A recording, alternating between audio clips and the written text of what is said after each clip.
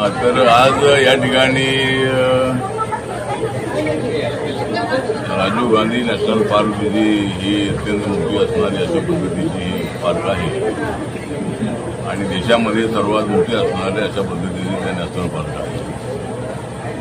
या ठिकाणी गेल्या 6 वर्षापासून आपण माझा मुलगा जो जित आहे त्याच्या नावाने आपण या ठिकाणी जो पॅन्थर आहे चित्ता आहे त्याला अडॉप्ट करण्याचा जो कार्यक्रम आहे तो गेल्या 6 वर्षापासून आपण करतो।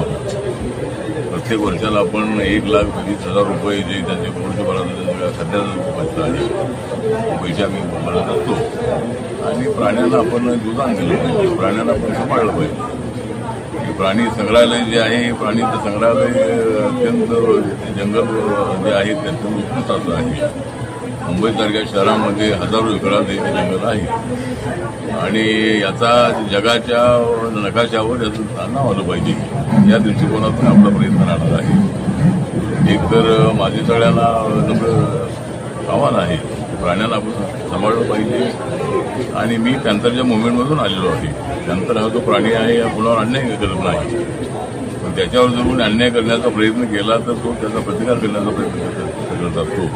स्वभाव त्या प्राण्याचा आहे त्यामुळे दलित पॅन्थरची मुवमेंट आहे त्या मुवमेंटमधून मी आलेलो आहे। त्यामुळे पॅन्थरबद्दल त्याबद्दल आपल्याला नेहमी अट्रॅक्शन राहिलेलं आहे। आमच्या शिंबॉलवरती पॅन्थरचा जो